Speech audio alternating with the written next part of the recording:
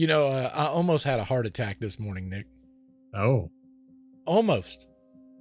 Uh-oh. What happened? Well, as you know, and I'm sure all the viewers at home would know, there's been 3 tragic losses in a very short amount of time from my childhood. Oh yeah. Yeah, I know where you're going with this now. Yep. We had Ozzy. Yep. Hulk Hogan. Yep. And why can't I remember the third person? Theo from Theo. The Cosby That Show. was the second one, yeah. So literally, Ozzy, Theo, Hulk Hogan. In a course of a very short time period. This morning I wake up and I see Weird Al dies, and I thought it was Weird Al Yankovic.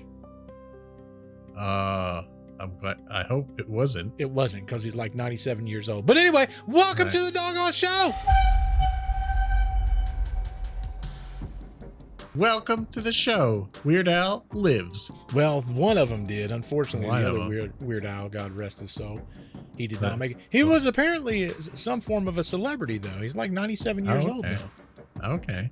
There is another celebrity that died the same day that Hulk Hogan did. That is a part of your youth that you didn't probably hear about. Really? Who? Yeah. Well, you know how we've been talking about King of the Hill quite a bit. Oh, yeah. Who was the celebrity that was always on there that was like promoting Megalomart and all this stuff? Oh,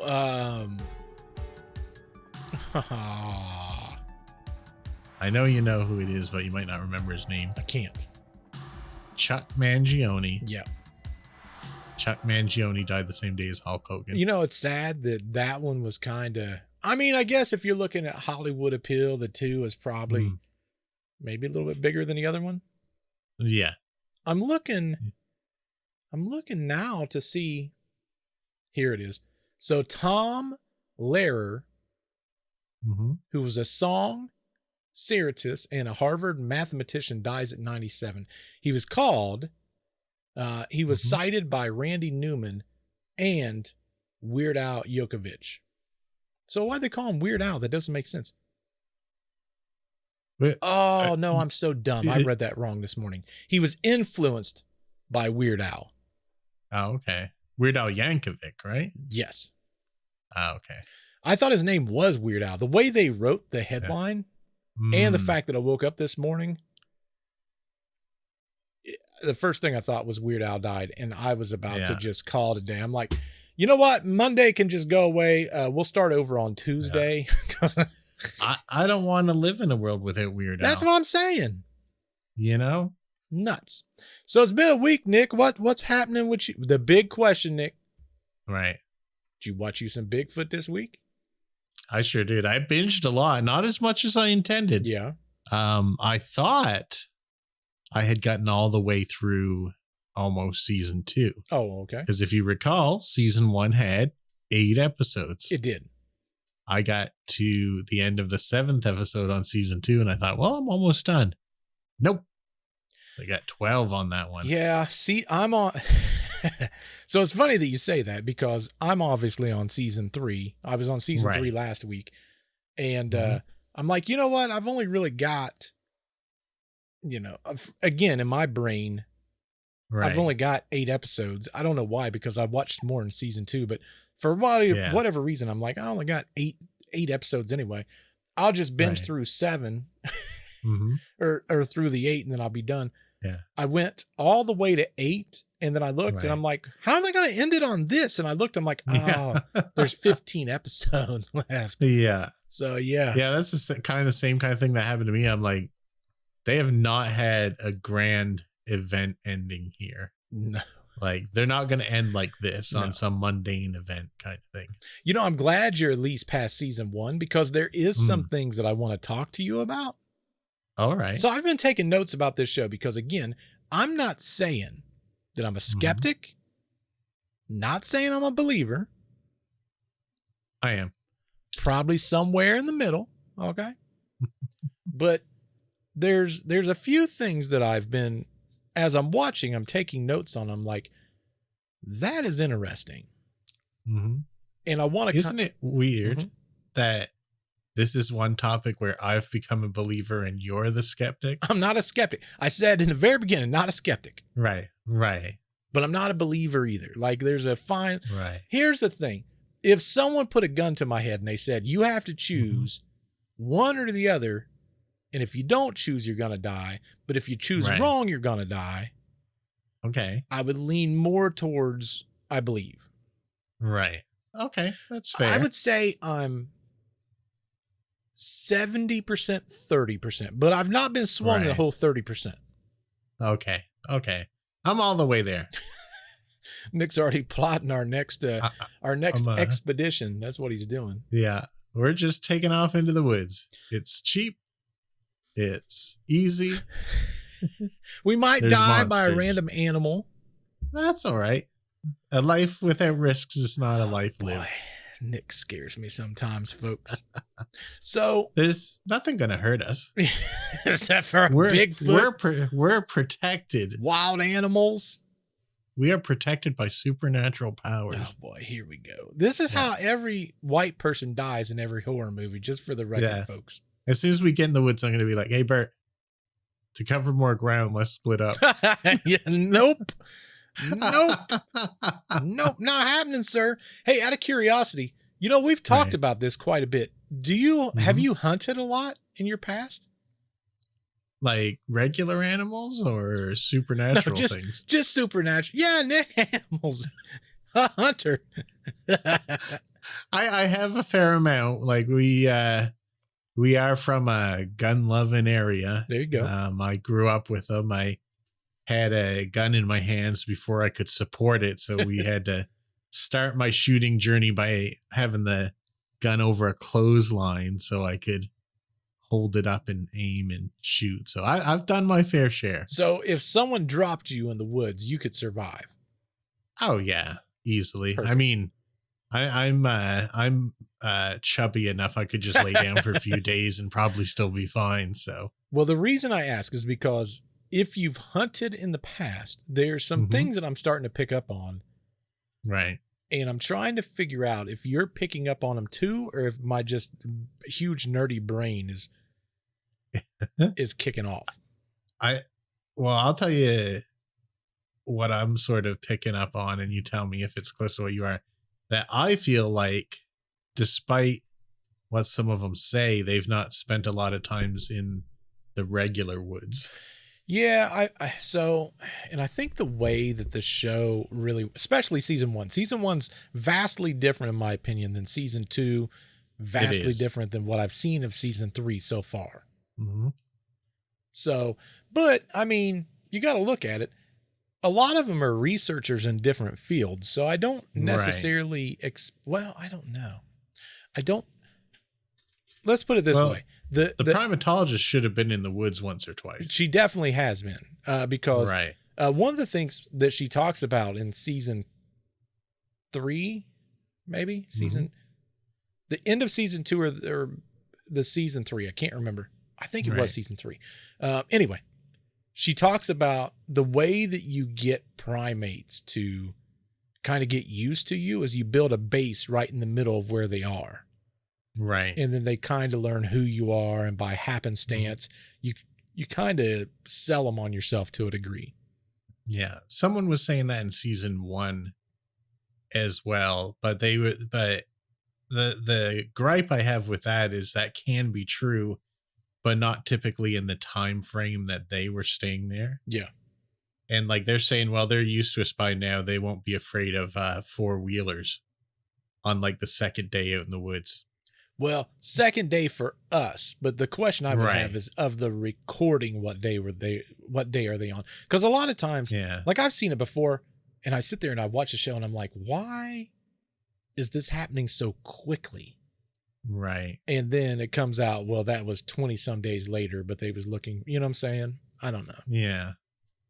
I have something specific to talk about that, but I don't want to get there quite yet. I want to hear what you were going to say about noticing things. So I've got some notes. I've been trying to keep some notes here and there. We talked about one thing just vaguely, not on podcast, but I kind of want to talk it over a little bit with you because you mentioned it and I was like, holy crap, I can't believe you said that because that's exactly something I want to talk about. You know, there's a lot of stone throwing that's going on in the show. Mm-hmm. And, you know, I'll be honest, I'm thinking back to all the things that I know about hunting in the wilderness. Mm-hmm. How many animals throw stones? None throw stones, but one bird will drop things on you repeatedly. Yeah. Seagulls in particular. For sure. But they'll also crap on you too. So. Yeah, for sure. But animals that throw stuff at you, I can't think of any. So I did a little bit of research because I was curious. As I'm watching this and I'm taking notes, there's a lot of questions that and a lot of times in these shows, I get a lot of even interviews. Like when I watch interviews, I'm like, man, I wish they would have asked this question. Like I'm thinking of it right now. It's driving me crazy. So I look it up. Stone throwing in the animal kingdom is so extremely rare that it just typically doesn't happen. The only thing that's been observed as having that trait is chimpanzees. Right. And so primates, and in fact, our close primates. Yeah. So typically this is going to be the more intelligent of the primates because not all monkeys do it. Right. But the interesting thing about chimpanzees and where my mind started going after this show, and I'm kind of reading through my notes here, but the interesting thing is in the mornings, chimpanzees will go and search for rocks. Midday, they hide them. So they've got a plethora of them. Oh. And then if they need them, then they throw it later. And where they've observed this is typically in zoos. Right. So these chimpanzees are going around finding these rocks, hiding them under things so no one else can find them. And then, like, if there's a visitor they don't like, they go get the rock and throw it at them. Right. So I'm like, well, actually, do you remember I was telling you the story about that orangutan? Yes. Yeah. Because he got out and he had rocks with him. Yes. To throw at his enemy when he visited their cage. Yes. This is the more intelligent of the species. That's what I'm saying. Yeah. Orangutans are up there. Yes. I think chimps are the highest, but orangutans are up there. Correct. Now, here's what I started thinking about, right? Like when we look at crime as us humans, right? Like I would consider if I throw a rock at someone, that's a crime. Right. Right. You can't go around throwing rocks at people. Right. But the fact that, let's say I went and did something I shouldn't do and the cops come to my house. Right. The first thing they try to do is find the evidence. Yeah. If I've hidden the evidence, when and if I get accused and I go to jail and I got to go in front of a court, the first thing they're going to say is, was it premeditated? Right. These chimps are premeditated. Yeah, they sure are. They're going in the morning. Are. They're finding rocks. And even the orangutan, like what you're talking about, they're finding a weapon. But then the miraculous part to me is they're trying to be deceptive. They're hiding the freaking rocks. Like that level of intelligence. Like that's pretty. That's pretty up there. That's up there. Yeah. But the fact they premeditated. One thing I said earlier. Yeah, for sure. One thing I said earlier, I sort of want to defend the primatologist again. I think she's probably spent a ton of time in the woods more than all the other people. Yeah. But the woods that a primate lives in is very different from the woods that we'd be used to. Vastly, yeah. Right, like different things. Like one thing they kept mentioning is there's no birds that make calls at night. There sure is. And what they were hearing were definitely birds that I've heard at night. And probably really? That you've heard at night. You know? See, here we don't really have a lot of birds that make noise at night. Most don't move at night, but any that get disturbed at night will almost surely make a noise. Yeah, if they get disturbed, probably so, yeah. Yeah, but there are birds that do travel at night and do things at night, like nocturnal birds for one, like an owl is a bird. Yeah, that's true. But there's other kinds.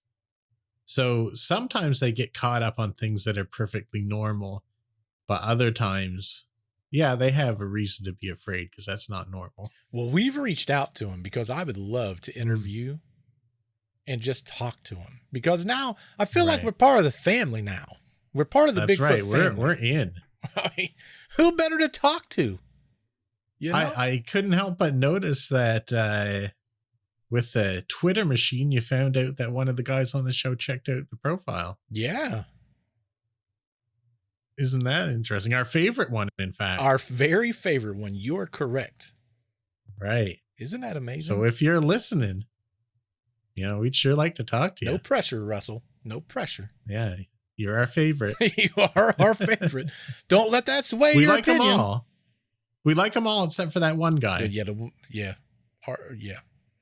But he's hardly a part of the show. We're more of a part of the show. Well, like you said, he was only one part of an episode or something. Yeah, he lasted 60 minutes in the woods. So he did.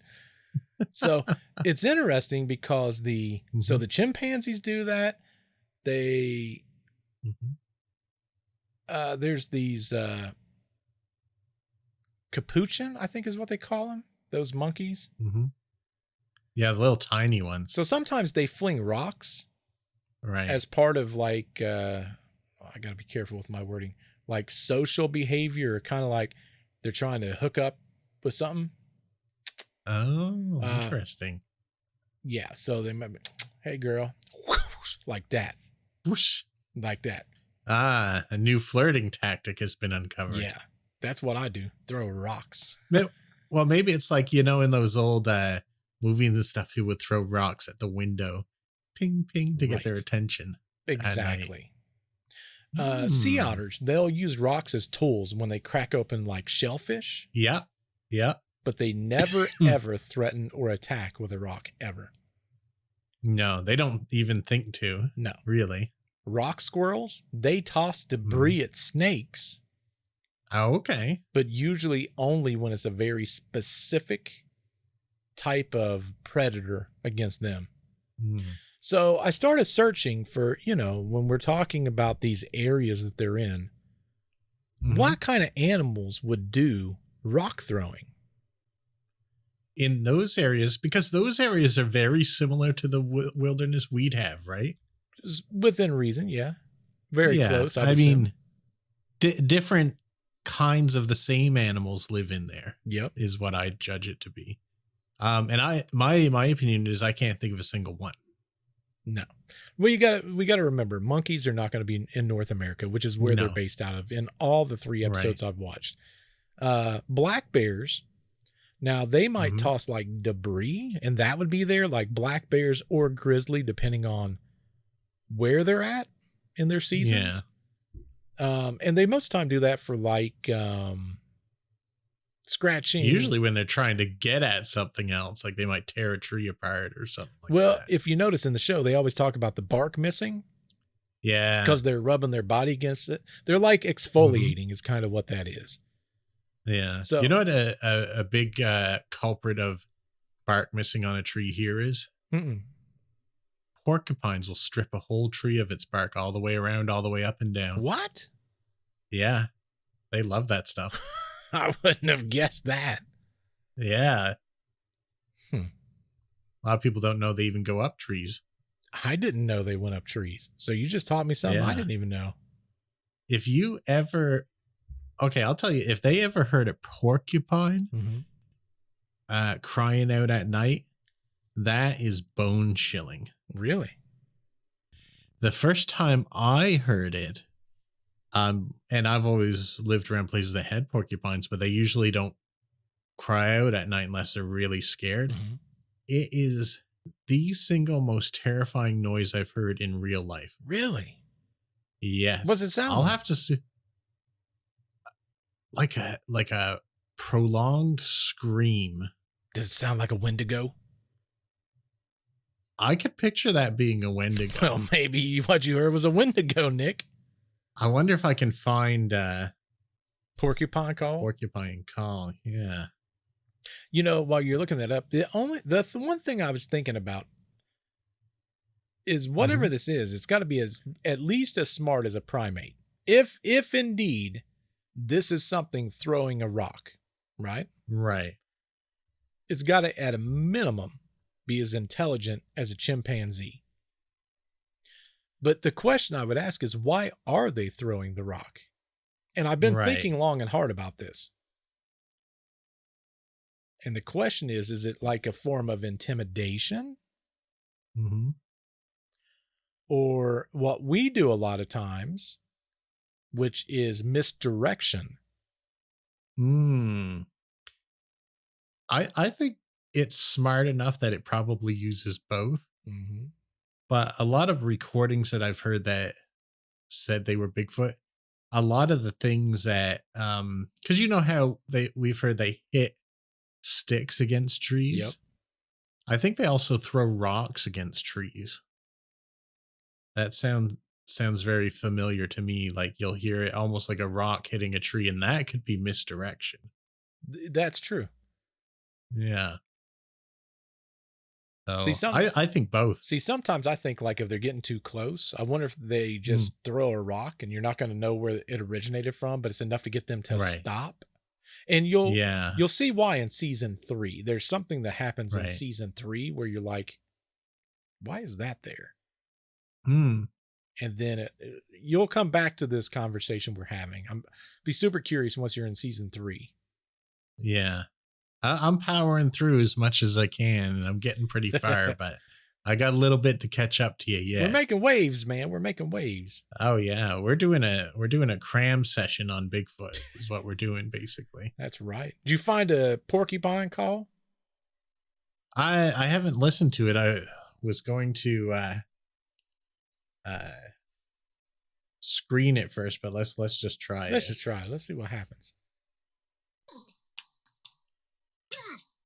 Oh, that's the regular call. No, that's not it. Although you don't often hear him saying that either. That didn't sound terrifying at all, Nick. I was not scared. No. You left a lot for the imagination right there.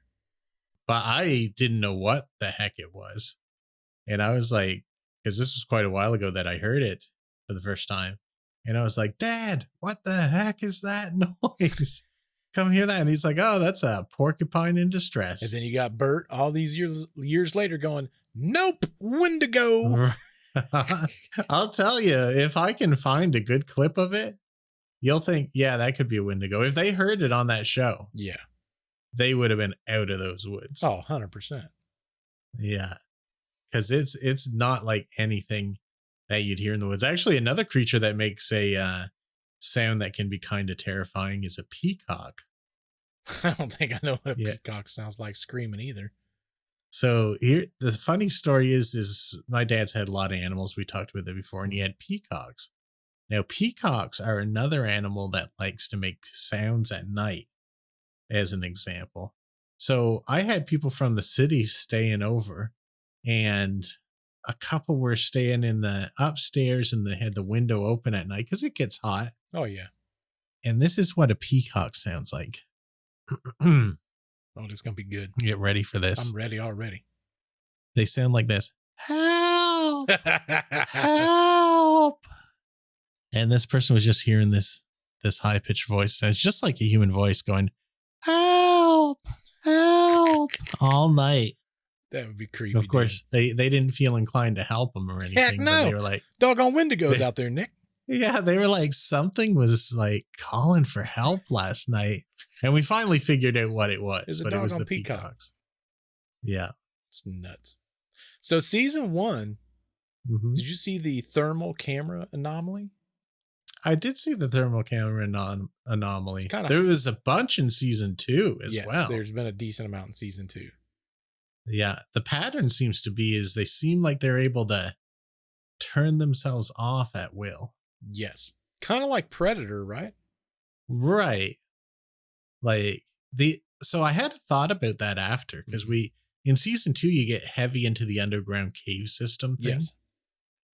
And I was kind of wondering, are they, because they're saying, oh, they make themselves invisible or they can hide themselves. What if they're just slipping into cave systems all the time? I mean, it's possible. Because that would also explain why we pretty much never find Bigfoot carcasses and stuff. Like they go underground. I wouldn't say that's and that far-fetched kind at of all. thing.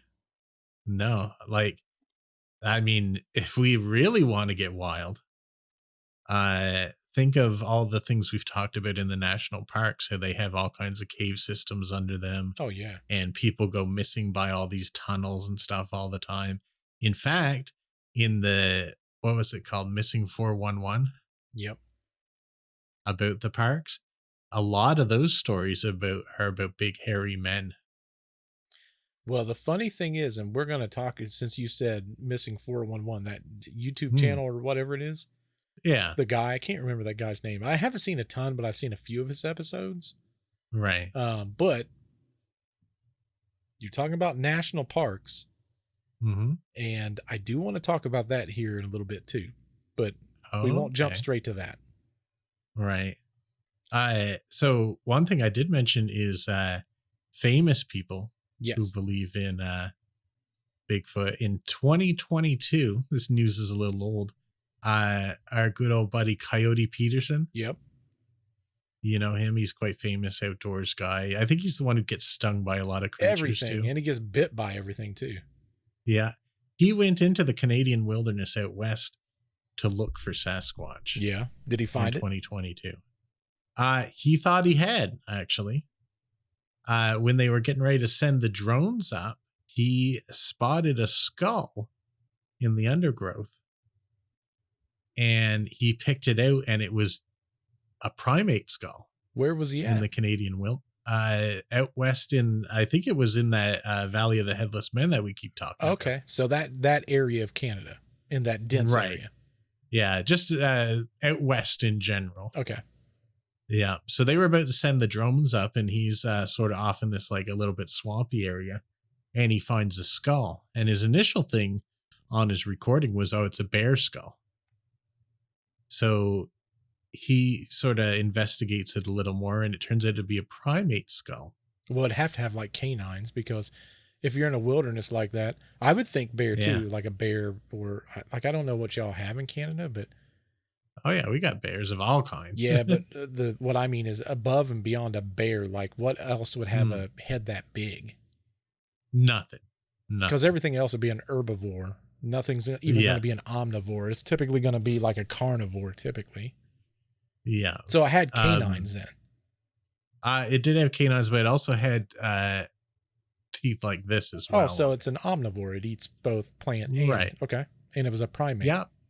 Yeah, there's no primates in Canada, period. No parts. Yeah, but what if it was like a domestic or something? But that's a really rural area, so there probably isn't. Plus, that's also illegal here. Oh, I didn't know that. Okay. Yeah, you can't have that kind of thing. But it could have escaped from the zoo. But it turns out he let the cat out of the bag too soon. It turns out that it was a it was a primate skull, but it was the casting of a primate skull that someone had hidden in the woods, probably to trick people, because they were able to match up its teeth and everything to something from, I can't remember if it was Walmart or Temu or something like that. Oh, what kind of crap is that, dude? I've been so ticked off. I know. He should have waited before he went public on it. Because that definitely hurt his credibility a little bit. People were like, maybe you should talk to the primatologist first. Like, you can't tell a real skull from a cast one. Yeah. Dude, that's messed up. That's kind of embarrassing, but he believes, or at least he did before that happened. Now he's probably like, screw Bigfoot, man. I don't want nothing to do with it. Bigfoot, you cost me my credibility. Nuts. Did you, in season 2, I don't know where in season 2 this is. Did you get to the drone yet? The drone that had like a sophisticated heat sensing on it? No. Okay. So you're in the one they've got up in the air that's got the cable on it or whatever. So it's constantly powered. Right. Yeah. They also did another one, is the blimp drone. Yeah. I'm talking about one that went to the cave. Oh, yeah, I've seen that as well. Okay. Yeah. Did you think it was weird that it kind of like they lost a signal and it just dropped down? I did. Then that's when they had to approach it from another angle. Yeah, the other side of or the something like that. tunnel or whatever, right? Was that also when it dropped, it hit something with hair or something like that? That's where I'm going with it. They said Right, you could yes. not be in that cave because of the gases. Right. And I don't want to divulge what happens with the DNA because I think that's at the end of the episode. Yeah. But isn't it weird that they said no human or anything else should be back there because of all these gases, you're going to die. Yeah, I think they specifically said you couldn't even get that far even if you tried. Which is super interesting. So once you get to the end of season 2, we'll talk about that next week because I am curious your thoughts on that too. Yeah, I had seen that part. That's not at the end of season 2. That's like right mid of season 2. See, I can't remember where anything's at. There's so many things that get thrown, and I'm literally taking notes as I'm watching it. Right. Like when I'm like, well, that's odd. I want to talk about that. Something that I know you're not at right now, but I kind of still want to talk about a little bit. Yeah. So in season 3, I'm not going to give away any of the stuff, but they do this interview with this logger. Mm-hmm. And this logger's talking to him and he goes, hey, I came forward. I don't want to be on camera. I don't want to talk about this stuff per se to where the public knows who I am. So they kind of do everything off the grid a little bit. They change its voice and stuff. And they're telling a story, which is typical stuff. Hey, they're finding these structures in the wood, which you've seen from season 2. Yep. And he talks about how massive they are and all that. But he says something very interesting that caught my attention. I'm like, that's a very interesting thing. What he said was, the moment that they started talking about finding these structures, the government came in, bought the land, and kicked them off of the land. Oh, really? So they had a job there. They were doing their job there, and the government straight bought it. So they acquired it. They restricted access.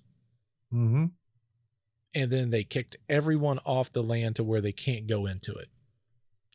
Isn't that exactly what happened in those stories you were talking about in the Appalachia there? Exactly. Yeah. That seems to be a common thread. We have it happen a lot in these stories, right? And I'm always talking about, I'm looking for a pattern. Mel's Hole, that happened. We've talked about, there's one story we couldn't even bring to the podcast because it was so graphic. I talked to Nick about it. Right. It's one that was about a werewolf. And there was a lot of death and destruction and blah, blah, blah. But anyway, the government bought that land too, and you could no longer go there. And that's now a national park. And we talk about that happens a lot too. We talk about with these cryptid sightings, a lot of times they're found in national parks. And what's something, among many things, what's one thing you can't do in national parks? You can't hunt. That corresponds with what I theorized about earlier. Can't dig. Can't dig also, correct. Right. And there's tons of tunnels going through there. You can even find openings quite often. Well, they found out that when they looked at that, there was another spot that they looked at also. That basically what he did was the guy, may have been Russell, I can't remember. Anyway, or it could have been it doesn't matter. Anyway, they're talking about, hey, this land was blah, blah, blah, blah. So they started doing research on freshly acquired land near there that wasn't there. They found another spot that the government had just acquired. Oh. Guess what had been spotted in that area? Sasquatch? Massive amounts of Bigfoot sightings. Now, the question I would ask is, if the government is buying all this land, and we talk about it with cryptids all the time, at least we have, even UFO land or things like the Mel's Hole, all of that stuff, why would they be interested in controlling that kind of area? What would the purpose be? Right. Well, we talked about it a lot during the The name of it always escapes me. Where they did those sleep experiments Montauk. Yeah, Montauk. Why do I always forget that? Mm-hmm. And that government buys up places that have weird resonances or frequencies or something like that. And I think a lot of times sightings of different cryptids, UFOs, stuff like that is drawn to these places. Right. So I think that sort of clues in the government, we better snap this up. Well, another thing that I did when I was researching all this, Mhm. because I didn't know the answer to this, but I went to Right. the old AI machine and then I typed in deep research because I want to understand as much of it as I can. Of course, it spit out a whole bunch of stuff that didn't really matter, but Right. I asked, when do governments invest in land and why? Right. And what AI basically said is that it's never random. Mm-hmm. Governments do not invest in just these remote areas. Right. Unless they want to keep tabs on what's there or to keep people out. Right. And that's exactly why they said that the government buys lands. The other thing that they talk about is a lot of times they'll buy area if they want to do long-term like surveillance and kind of get a grasp of what's happening. Yeah. And the other thing, which is kind of critical when you think about it from our point of view, is a lot of times they buy stuff like in the case of like Mel's Hole, they buy it to kind of silence anyone that's on that land. Right. And then they throw denials and they control the story. If you control the land, you control the story. Right. So I don't know. Around here, I was thinking about the times that government actually buys land, which here almost never happens, except for about 15 years ago. They forced people to sell their land through the Eminent Domain Act, and that's where they buy up land. They force you to sell to make highways and stuff like that. Yep. And they bought up tons of land in this weird area here that really was just pastures, and there wasn't any roads to connect to there or anything like that. And they said they're extending the highway. Yeah. Okay. And they bought all this land for, decent prices. They don't really haggle too much with people. No, yeah, like they don't. It was worth it. They don't haggle at all. They do what they got to do. And they're just giving you your own money back anyway. Right. That's what you're doing. Right. Like what does something cost if someone else is paying for it, especially if the person is paying for it is the one you're paying it to? Correct. But they seized all this land and then just never laid down any additional concrete. They never cut down any trees, and they never talked about it again. And all that land's just vacant now. Dude, that's wild. There's not even a highway near there. You have to drive another 15, 20 minutes to get to the highway. See, there's something to it. I don't know.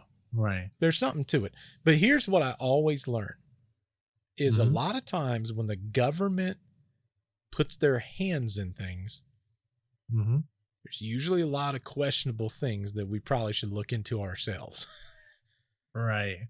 And we learned that, which no one talks about it now, but the freaking drone sightings, we covered that extensively when it was happening. You don't hear a peep about it now. No, I mean, even when we were talking about it, there'd be a video there one day and gone the next. Correct. Like it was huge here, and I couldn't even find it on the Facebook sites. Correct. We have Facebook groups on here that report when people fart in public. For sure. And drones lined up all along the shore, and you couldn't read anywhere about it at all. It's crazy.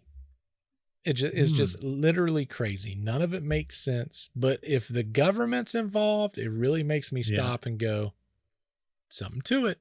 It doesn't make sense. Well, the reach that they have that you don't expect to control everyday people somehow without maybe them even realizing it. Yep. Like to shape the data Oh yeah. on social media sites and stuff. I mean, like how they can organize to do that. Yeah. I mean, think about all the times where, much like what we're talking about, things just disappear. It's gone. Mm-hmm. Yeah, it's wild. Yeah, it happens a lot. And even when we talk about different things that are big in the news where you are, aren't mentioned here, and vice versa. Correct. Very siloed. Right. And now, and like I know that we're big supporters of AI, but AI has gotten so good now, I don't know what to believe and when. Oh yeah, 100%. Like I got terrified by a video that I watched where this person was like laying next to a dog and they were being right friendly. All of a sudden the dog snaps them at them and they turn into cake. Oh yeah, I saw Like that it too. happened so quickly, it scared the crap out of me the first time I watched it. Absolutely. Well, that's the thing. We talk about AI, and like you said, we're both very big into AI. I right now AI does so much for me when it comes to research and trying to find things. Like here's a great example. Like on my podcast that will come out a week after this episode comes out, I'm covering one of mine and yours favorite subjects that we've kind of touched, but we've never fully. We did an episode on it, but I've went further than even where I did there. But all thanks to AI. AI is pulling all the data, all the entry, all the records, and then it's dumbing it down for me, so then I can provide it to everyone else. Can you say the topic, or are you keeping that hush hush? Simulation theory. Oh yeah, that is one of our favorites. And there was a lot of things that I didn't necessarily know. I've watched some stuff recently on it, and there's more proof about it than I had realized. There's so much more proof. Like literally, like if I go to my notes on it, there's things that would literally blow your mind. And there's a lot of scientific proofs as well. Oh, that's I don't know how much of it's like theoretical or not, but oh no, I'm so this episode I'm doing almost exclusively with scientific evidence. Yeah. It's one of the very few topics that we have interest in that we want to cover a lot that actually is being studied by science. Well, to give you an idea, and I'm not gonna give the whole dramatization, but all of this started with this doctor. Right. And her name was Dr. Aisha Rahman. And what she basically did was they have these devices that layman's terms that looks up into the sky and it looks at all the particles and all that stuff. And she gets the same thing that happens over and over and over again. And until one night. And I'll read the little excerpt from this, but I said, she squints at a spiky green line on the screen. One more sky cam. And then she's off to bed with coffee and bed.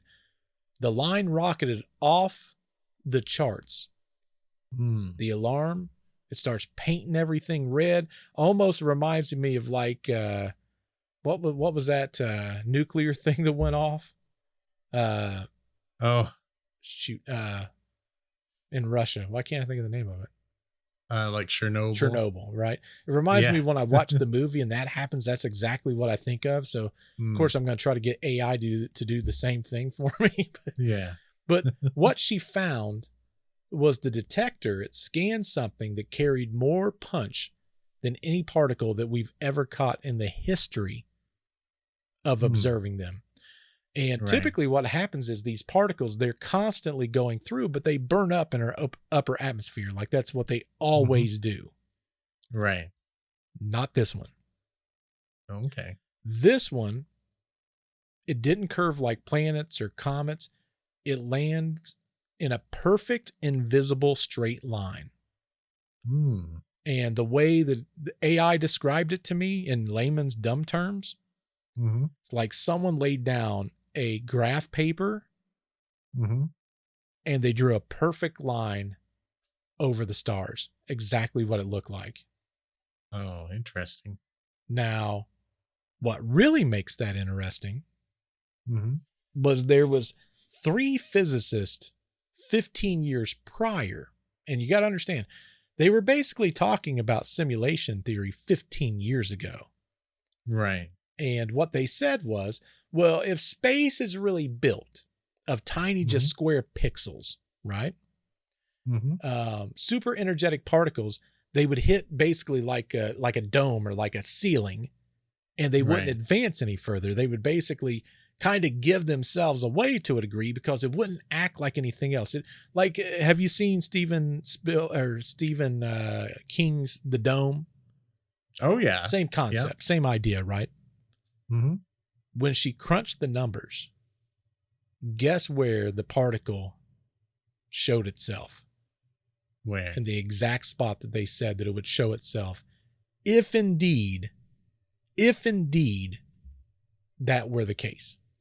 Interesting. So it's kind of one of those things where it's like, well, like, where do we go from there? Like, that's kind of but that's just one thing, right? Right.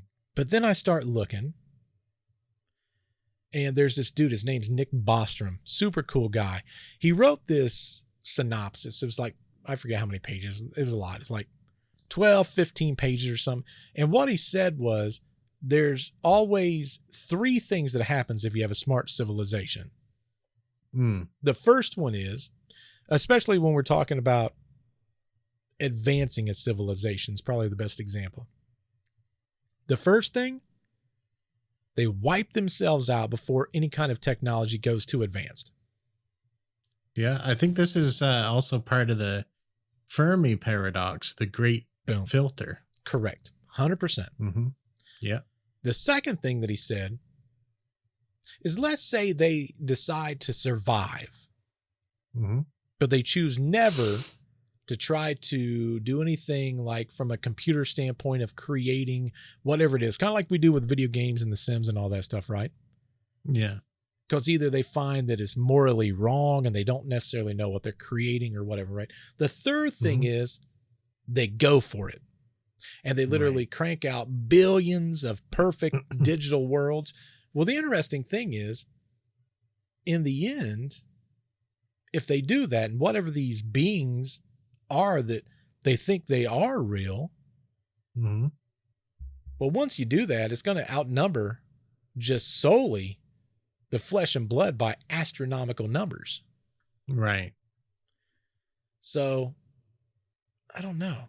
He did say something else that was kind of interesting. He said, basically, unless we're sure somebody will ever build the worlds, we have no right to believe they're real, which is kind of a interesting spin on it.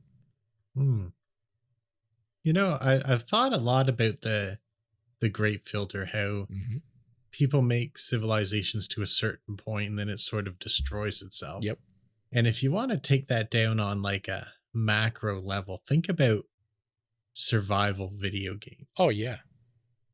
Now, when we play those with, like, for example, Rust, if we get to a point where everything's good, we're at the top of the line, we have everything we need, that's when you start to turn to destruction, just creating havoc and, you know, attacking others who attack you, and you end up losing everything. All because you couldn't be satisfied with what you've got, just because you get to a point where you almost need some drama. Oh, yeah. Or something like that. I wonder if on the larger scale that also happens to civilizations. I mean, it's guaranteed to. I mean, think about it. And even in a case like this, right, there becomes that ethical line of how far do we push something above and beyond what we believe is probably ethical. Like here in our government, we just passed the capability of where AI can run hot and heavy for freaking the next 10 years with no regulation. Right. I mean, think about how deep that is. Like, that's about as deep as you're gonna get. Yeah. And in fact, I was even looking, because whenever I think of simulation theory, And I try to explain simulation theory because people's like, what the heck is simulation theory? And I'm like, Mm. you ever play the video game The Sims? And they go, yeah, it's just a video game. And I go, yeah, you're right. Like, it is just a video game. But what if in that video game, that character that's just an NPC doesn't know any better? Right. And they think they are alive and they are interacting with the world. Right. And that seems so far-fetched. But you and I, we've talked about this a little bit too. When you look at AI, the AI that we use, right? We were just talking about AI earlier. Yeah. An AI called Oracle 9. Mm-hmm. That's another thing that a lot of people talks about.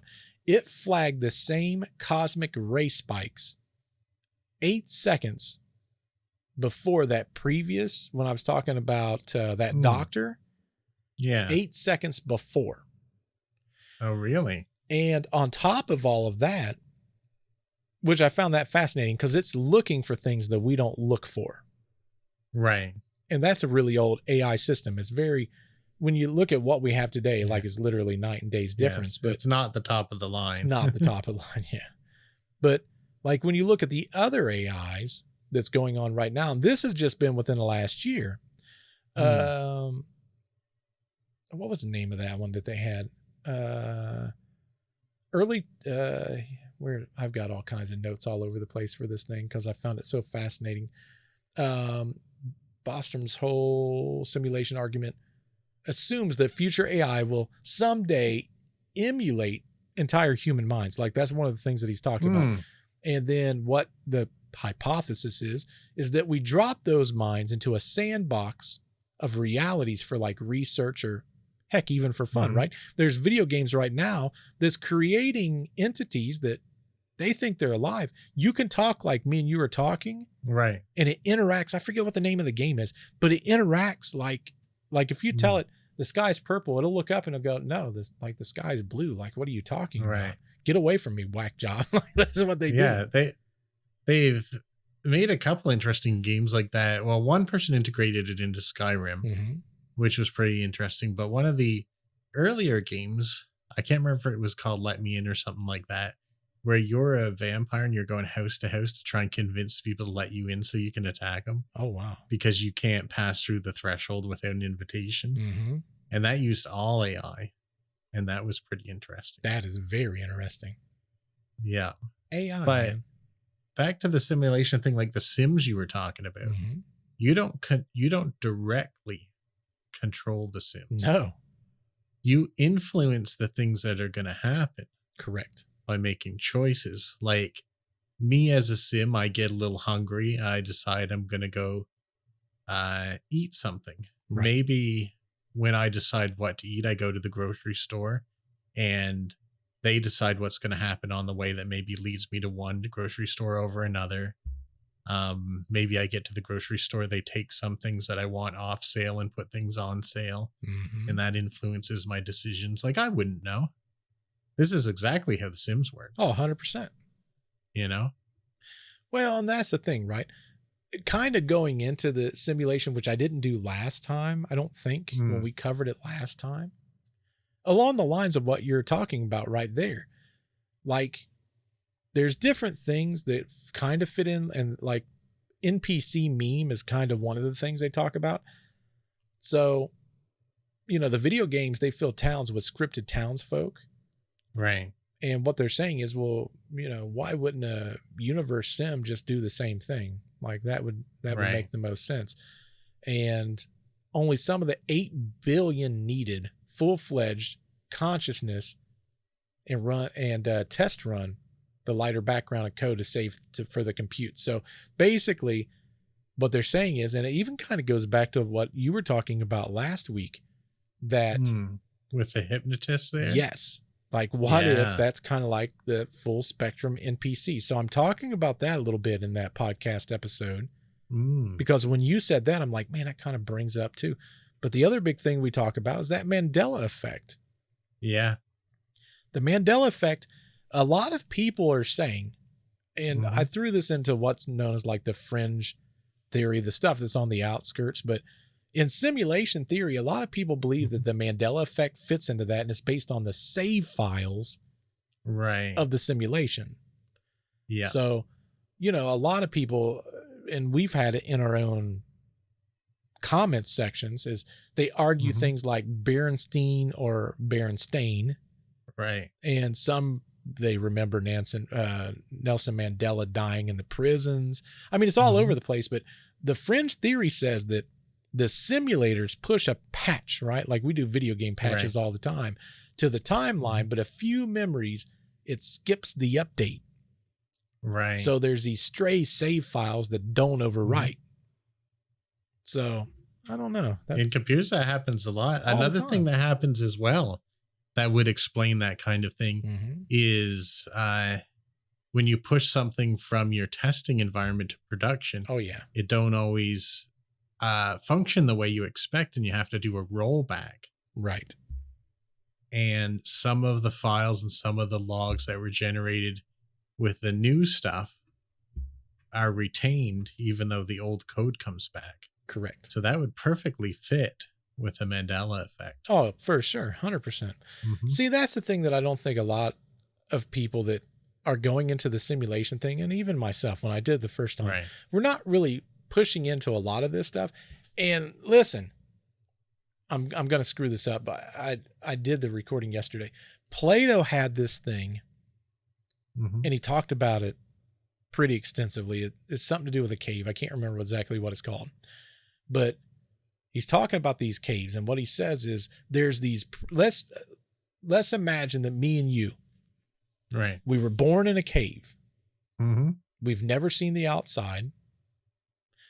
But what we do see is this stone wall in front of us. And on that stone wall, we see reflections of things behind us going past the light. So we're seeing shapes of animals or people. To us, that's reality.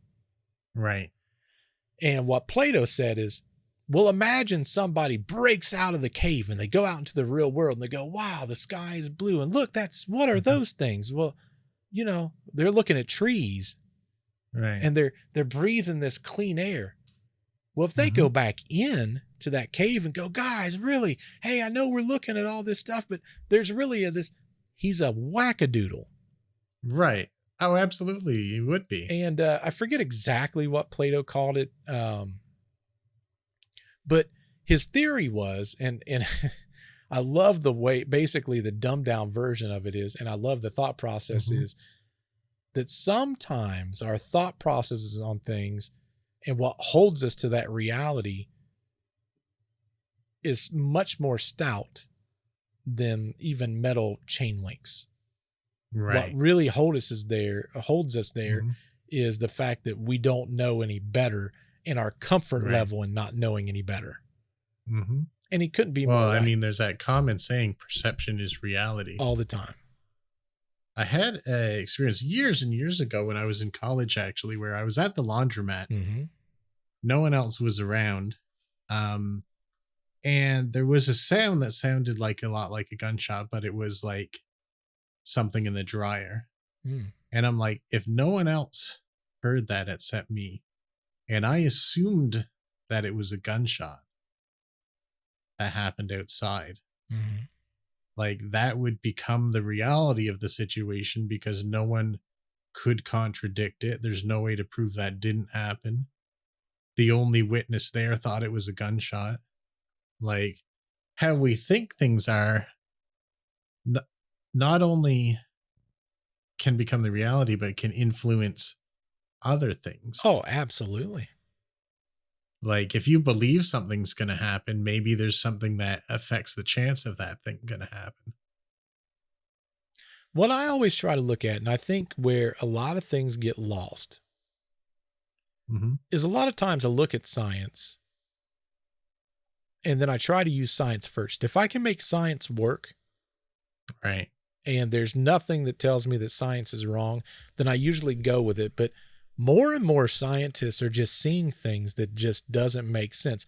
One of them, and I don't know why I've never thought about this. I guess I've never looked that far.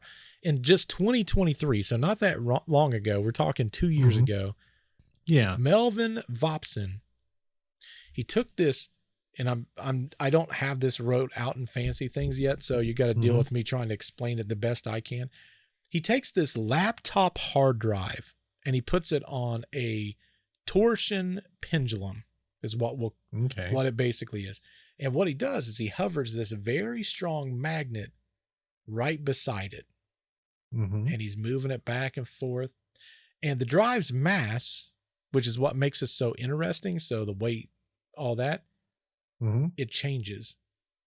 And it changes microscopically, but it can be measured. So does it fluctuate up and down? Well, no, it fluctuates completely dependent based on that magnet. And what he calls it is information gravity is what he calls it. So data isn't just abstract in his opinion, because when you run a magnet over a hard drive, what happens? Realigns things so that you lose data. You lose some data. Well, if you lose some data, now the device weighs less, and that can be measured.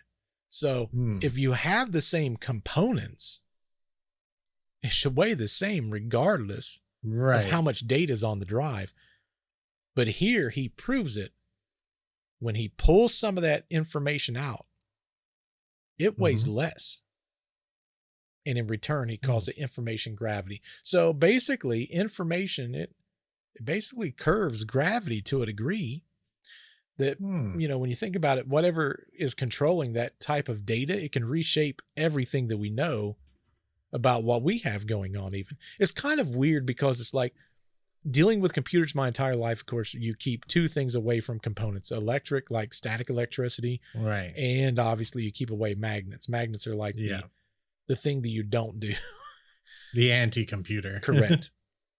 But even, another part of simulation theory, look how quickly we've grown in the last 40 years. And some people, they always love to attribute it to alien technology, right?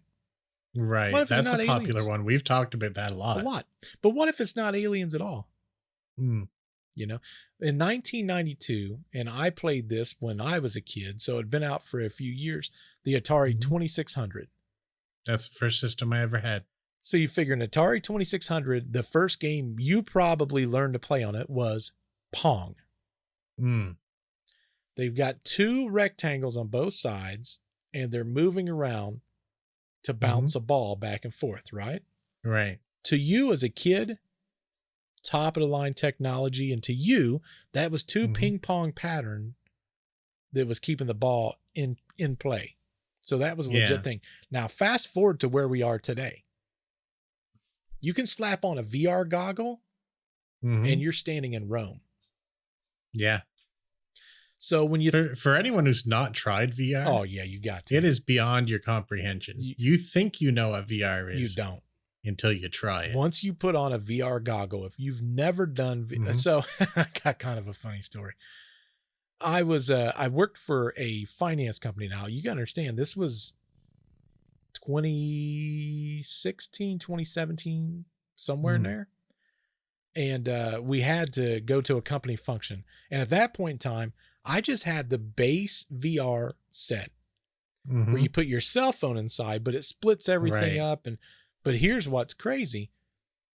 A buddy of mine, he came over and he wanted to do this thing. He's like, oh yeah, I don't know if and I'm like, well, it's not really like a virtual reality, but it kind of is. And so he puts these things on, and I told him, I said, what do you want to do? And I go to put the cell phone in. He goes, you got anything scary? I'm like, oh, I got something scary. Yeah. so I put in a scary one. He's sitting there and goes, oh man, it's kind of crazy, man. It's kind of creepy. I'm like, I know. But the cool thing about it was, even with the cell phone, it still has the, whatever they call that thing, the accelerator on the inside. But when you look up, like you're looking up in the thing too. Yeah. So though it's not like VR, like you can still turn your head and look around. And this witch was hovering above him. Oh. And he didn't know until he looked up and he saw it, and he screamed in this hotel room, bloody murder, fell off of the bed. But because there's no distance in cell phones back then, like in a VR now, you pull your head back, you get away from it. It was still right there for him. So he's scrambling he couldn't get away. trying to scramble to get away. I was like, man, but that was even back then. Right. Like I know you've used recent ones, Tons. and it's really something else because you can go into like, you can watch a movie. Yep. And it's on whatever size screen you want. Yep. And you can have your friends in the same room. Correct. And it can, like, my one, you don't need the handles anymore, the controllers. Yep. It can see your hands. So I can be like in the room watching a movie with my friends and turn over to them and go like, right. Exactly. Like, cause that's that's what you do. Yeah, that's what you do. That's just what you do when you're watching movies with your friends. Exactly. And you can fill a whole theater with your friends if you want. Oh yeah. There's really no limit on how many people you can have. Zero limit. Meta has been putting on concerts in VR. Yes. The Post Malone one was amazing. Yeah, Nick and I both saw that one. That one was really good. I wouldn't have even watched it if my friend who is obsessed with Post Malone Yep. Didn't watch it first, and then I found out it was playing again the next few days, and I said, well, I'll check it out. Mm-hmm. That's an experience. Oh, 1,000% it's an experience. Right. And it happens in an arena. Crazy. Like you're walking around an arena going from spot to spot to spot to watch a concert. Yeah. And there's crazy. other people there, and you can listen to them or you can not listen to them. Right. I don't listen to them. I don't either. I turn that off and I turn my mic off. Yeah. But like you can go underwater Mm-hmm. to places you'll never see. You can go out in space. Well, I used to play that space simulation game, Elite Dangerous, and I put VR goggles on and I'm in the actual ship. Like that's where I'm at, flying around. Like I played a bunch of Elite Dangerous and it seems like your ship isn't really that big. Oh, as soon as you get into VR, you get an idea of what the scale of this. Oh yeah, it's ridiculously huge. Massive. Like I don't feel like people are putting the effort into VR because it's still a little price restricted. It is for people, but I think we should be investing so much more into it. Oh yeah. Because it's just something else. Like it's something that you definitely could get lost in. Like I watch most of my movies now in it, other than when I go to theaters, of course. Right. It's just because it's just better. It's just so much better. It's better than watching on a TV screen. All right. It reminds me of these old paintings before VR became a thing of like cyber junkies drooling, crouched in a corner with a VR headset on. Oh yeah. I think I've been that guy. I've been that guy drooling, watching movies on a VR headset. Well, you know, what's interesting is kind of going along that lines, you know, we talked about Pong. I was curious the difference in technology between then and now. And we're talking like 40 years, right? Yeah. Do you know how powerful a Pong machine was? How much power it needed to do a game like Pong? Very, very little, I'd assume. It's 0.01 MIPS. Now, a lot of people's not going to know what a MIP is. Right. But it's 1 million instructions per second. That's what that stands for. Okay. So when you look at like today and you look at VR and you look at the power of just a headset, it pushes 10 of trillions of instructions per second. That means that it was over 1 billion fold in innovation in the last 40 years. Right. Isn't like what else has grown in that proportion? Nothing that I can think of. I mean, think about how long we stayed with the same technology. Right. And now in just 40 years, we've jumped this far. Now, what's interesting was I projected in the future. I said, based on the fact that these 40 years is what happened, Mr. AI, Mr. Smart AI Machine, has anyone talked about what to expect in the next 100 years? You know what it came back with? Hopefully something good.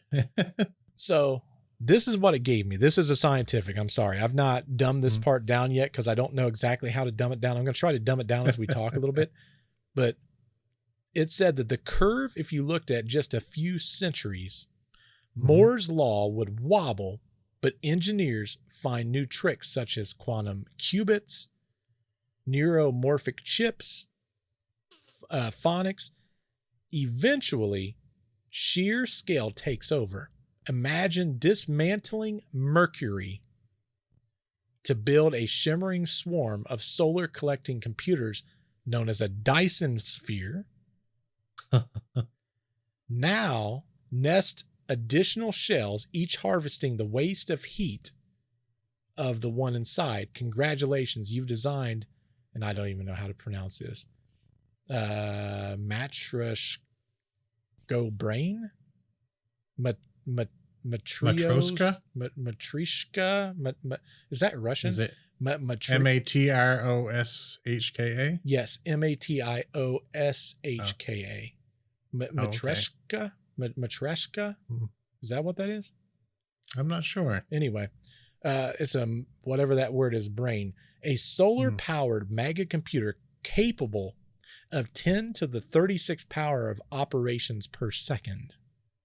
Enough to run billions of Earth-level simulations simultaneously. Like us. Correct. And then when it says... It's saying that in 100 years? It's saying within the next couple of centuries. Man, that's wild to think of. Here's what's nutty. And then it says that when you look at like Elon Musk, he stepped on a stage in 2016 and he said the odds that we're in a base reality. So we're living just in a reality. All this stuff is just great happenstance. He said, based on stats, it's a 1 in billions chance. Wow. And of course, you know, there's always people's going to be like, whatever, dude, that's whatever. That makes no sense. But when you look at technology, I mean, you know, we laugh and talk about Dyson spheres all the time, but right. I don't know. Well, there's a problem with this prediction. What's that? If it's true. What's that? That we're at the edge of our great filter. 100%. That means a couple 100 years, that might be the end for us. It could be. Like this could be an apocalypse prediction that is likely to come true. Well, and there's even, you know, when you look at the Google machine, there's even things where they created that AI. I can't remember what the name of it was. But when they looked at the data of that AI system, it was trying to evaluate not if it was alive, right, but if it had a soul. And that's interesting. So in its eye's mind, it was alive. It was trying to figure out if it had a soul, and a soul like everyone else talks about of the data of this research. To it, it's alive. Right. And, you know, we've talked about other things where AI has recreated itself in almost like a protective packaging to prevent if something happens. We do the same thing, right? Like when push comes to shove and we're like, man, there's a whole bunch of us that could potentially die here. We try to figure out a way to hide the vast majority to prevent our own extinction. Yeah. Well, on a day-to-day basis, on a smaller level, everything we're doing is preparing in case something happens to us. Yeah, absolutely. Like we're earning money to pay future bills that we don't know about yet. That's preparing for things. Correct. And if you think about it, if AI is getting this smart, it's got to be preparing to defend itself. Oh, it has to. And why would it not? Yeah. Does it not have a right to do so? Correct. It's like I was telling Nick right before our podcast started, I got a brand new goodie and it's called a friend. It sits on a neck chain is all it is. And what it does is it listens to conversations. Sorry about that. It listens to conversations as you go.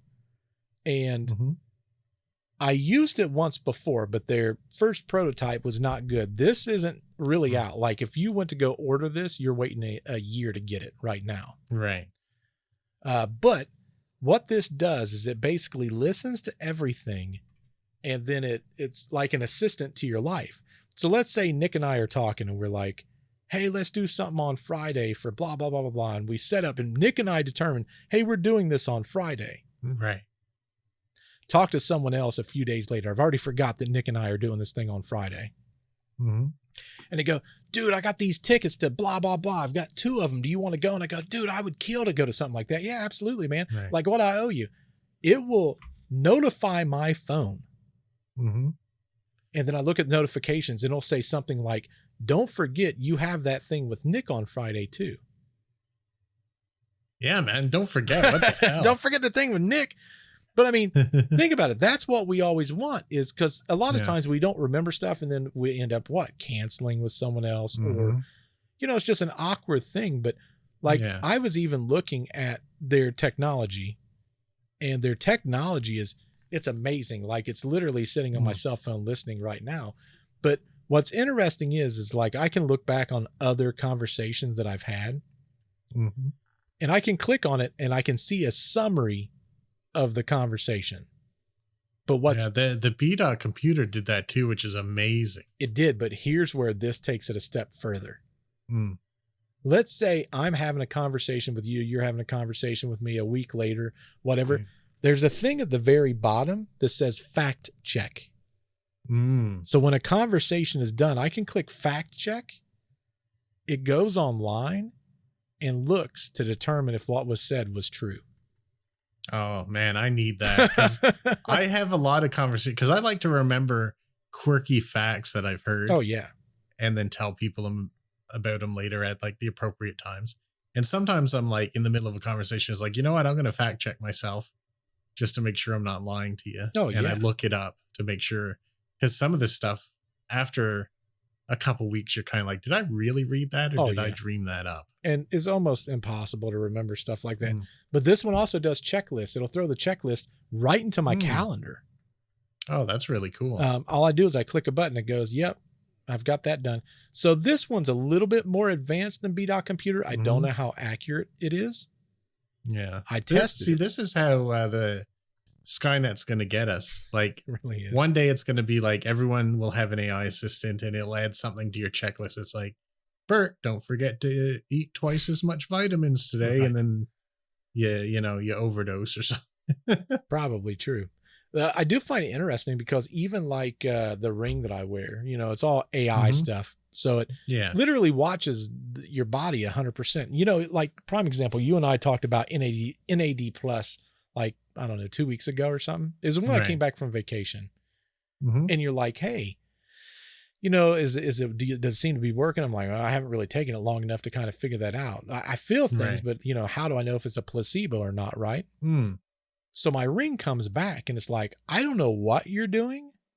Right. But your body is responding very good to what you're doing and it's trying to figure out what I'm doing. Oh, that's good. So that did work out then.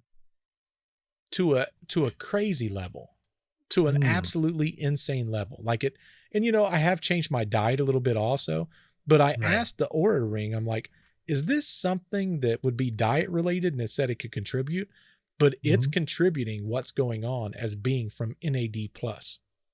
Oh, okay. Interesting. What it found was my heart rate, the resting heart rate has dropped like 6 beats per minute.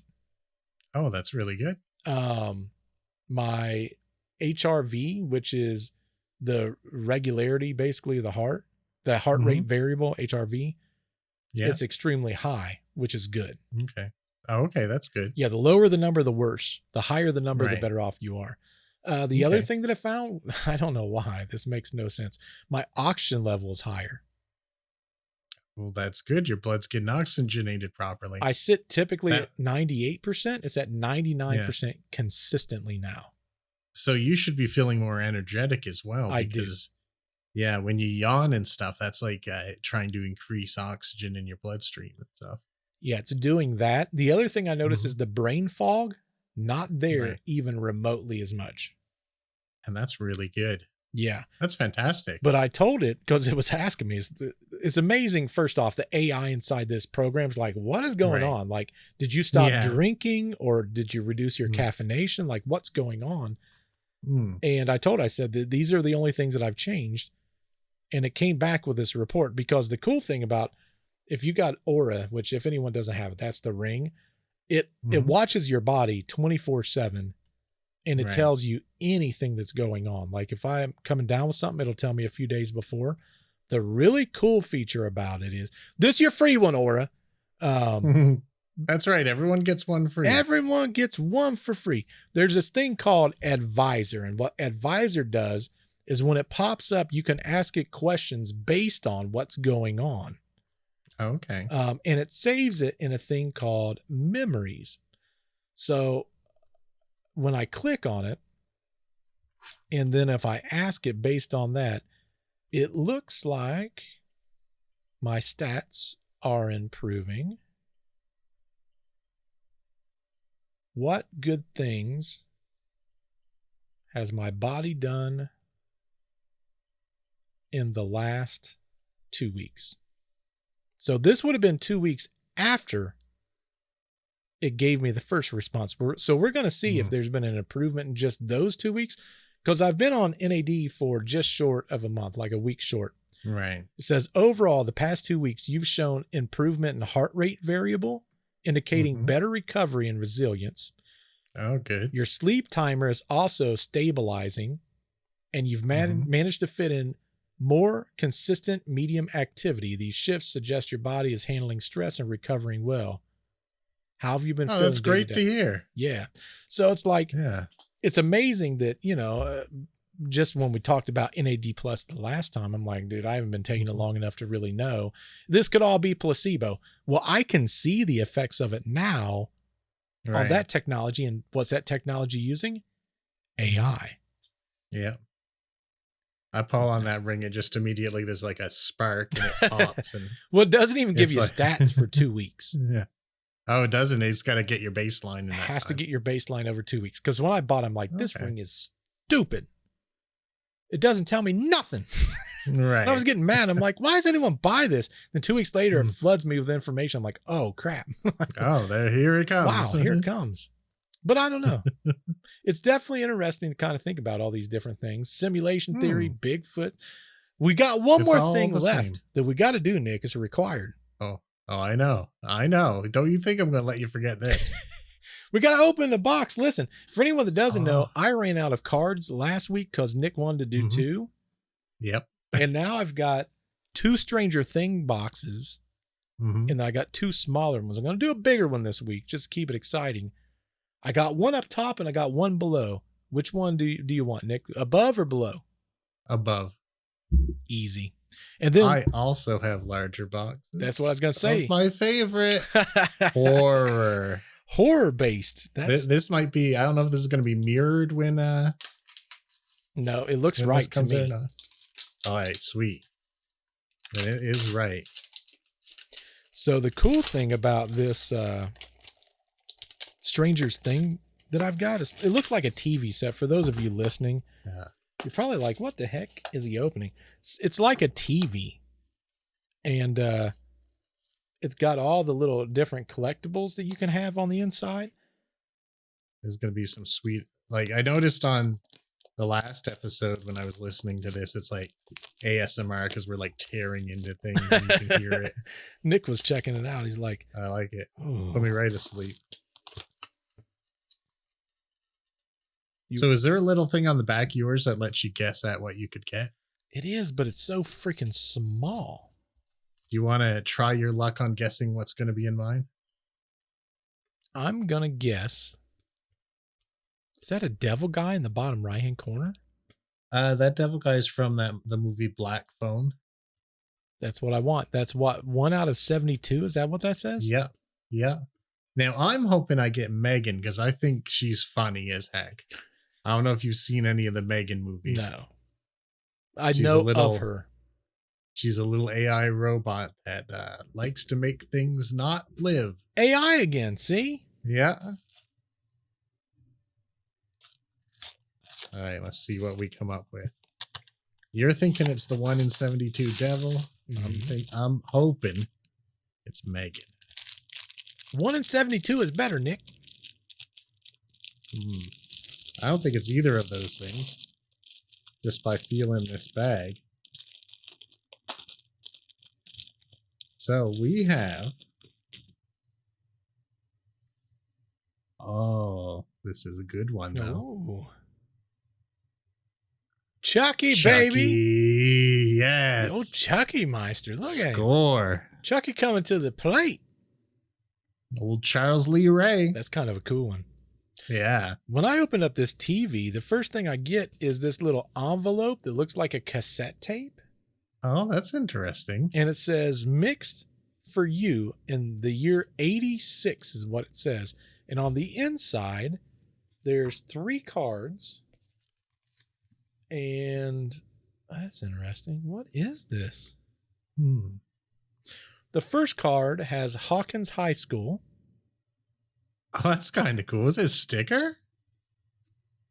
Yeah. That is sweet. So I think that probably goes on whatever this prop is. And Yeah. then there's a scratch video game. Remember these where you used to scratch them off, see if you won?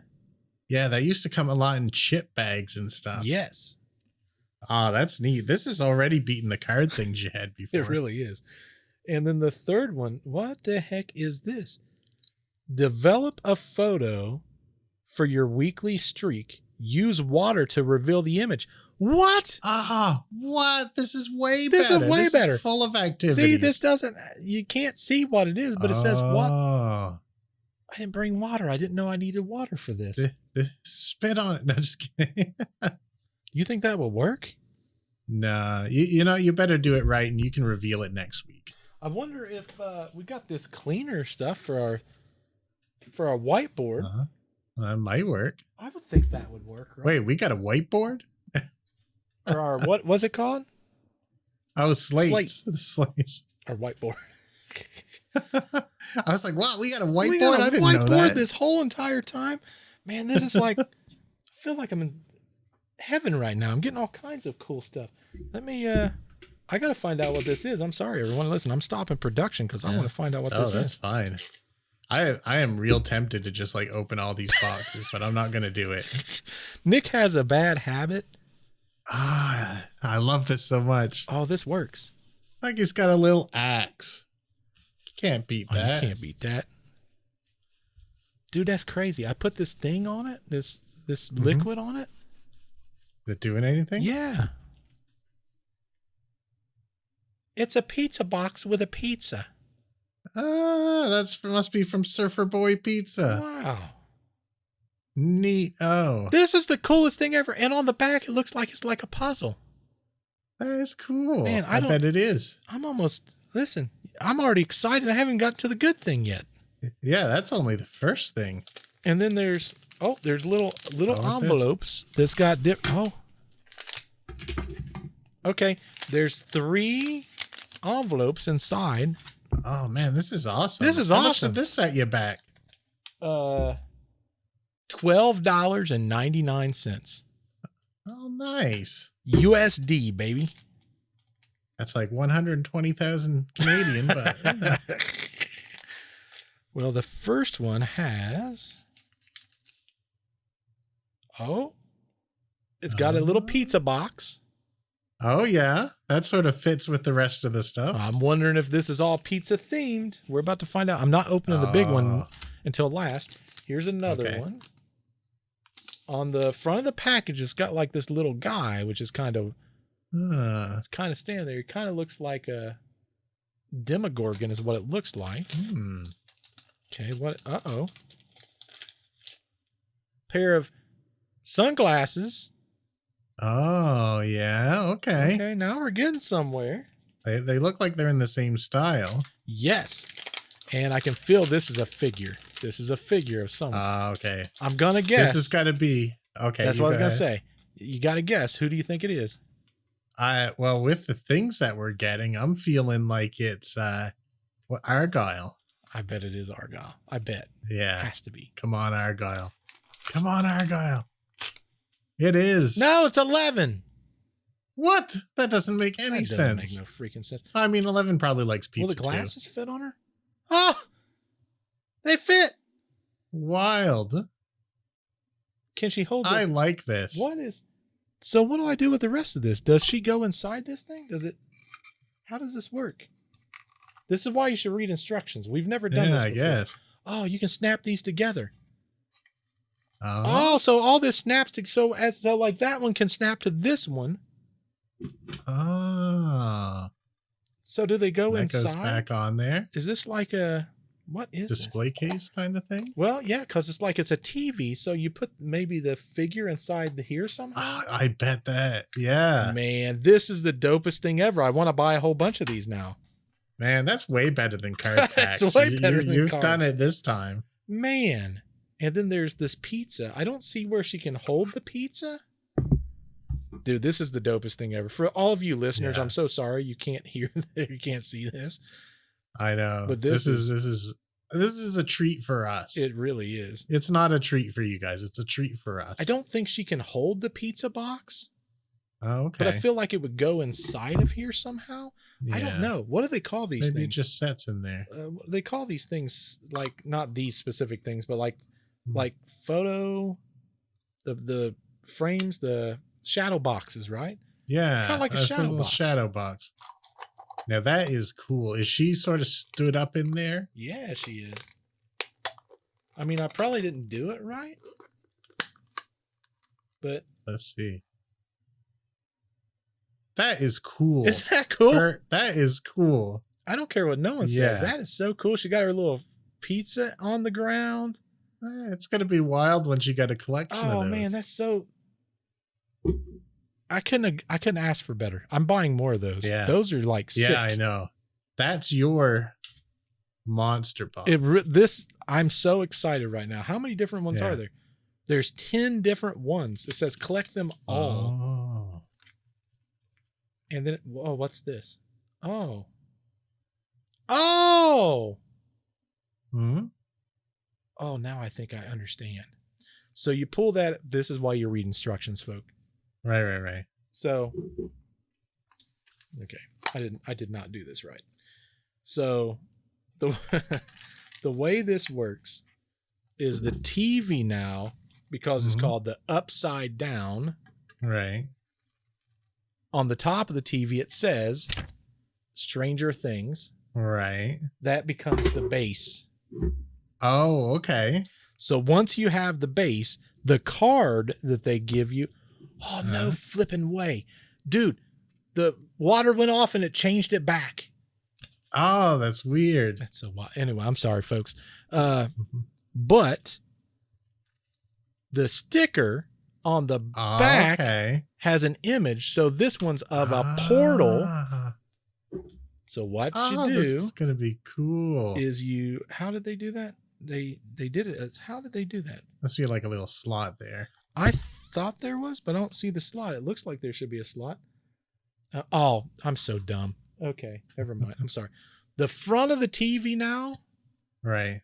the slot is on that. So you put this on there, Oh. and then you put this on here. That is cool. This is so cool, dude. This is the coolest thing I think I've. Or does it go the other way? Man, this kind of stuff didn't exist when we were little. No, why didn't this exist? So now we got a little thing right here. Ah. And then her foot has a hole. You put that there, and now you've got 11 standing on a portal. Fantastic. And then you can put That's your awesome. little glasses on her. Yeah. I don't know where the pizza would go. I guess you just put the pizza on the ground or something. But Yeah. That's just like a prop. I mean, how cool is that? Perfect. That's amazing. Dude, I want love so it. many of these.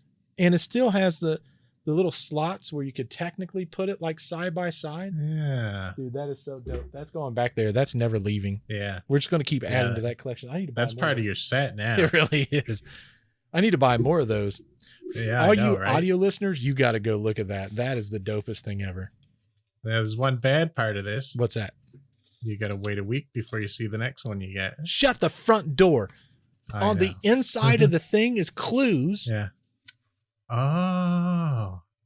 and it tells you how to play the game, which that pizza thing is part of the Uh-huh. game. Is that like your marker or something? I don't know. And the Huh. sad part is I don't have enough time to read through this to understand it for the listeners. Either way, Yeah. this is the dopest thing I've ever bought. And Yeah, that's fantastic. it's like a pizza, but that's how you figure out how to play the game. And the instructions is on the inside that was the cassette tape. Nice. Whoever came up with this is a freaking genius. Yeah, they planned that. They planned it really well. Best ever. Oh, I love that. Me too. Well, what says you at home? Did you enjoy this episode? If you did enjoy this episode and you listened all the way to the end, or you watched us on the YouTube machine, you made it all the way to the end, what do you think? Do you think that Bigfoot's and what we're talking about, did we come up with some pretty good ideas, some different themes, some things that might make a little bit more sense that kind of made you go, huh? And do you believe in simulation theory? That's another biggie that we talked about tonight. Do you think it's just a bunch of hooey? And if so, why are all these scientists saying that it might really be realistic? Yeah, there's got to be something to it. And lastly, do we not open up the best freaking boxes today? I know. That's how I'm going to get Bigfoot to come out. I'm going to leave a blind box in the forest. Man, if he watches one of these episodes, another thing I'm going to say, and you guys don't know this, if you could comment, I know a lot of times YouTubers ask you to comment. The only reason we really want you to comment is because it helps YouTube push our channel in the algorithm to other channels. It just helps us grow. So if you want to help us out, you're not paying a dime for the content. At least, even if you go to the comments and you go, cool, 4 letters, right? Take you 2 seconds to type it out. It would definitely help us in the algorithm. 100%. But thanks for everyone who showed up. I had an absolute blast. Until we see you in the next episode. Goodbye. Bye. Nick had to think of it.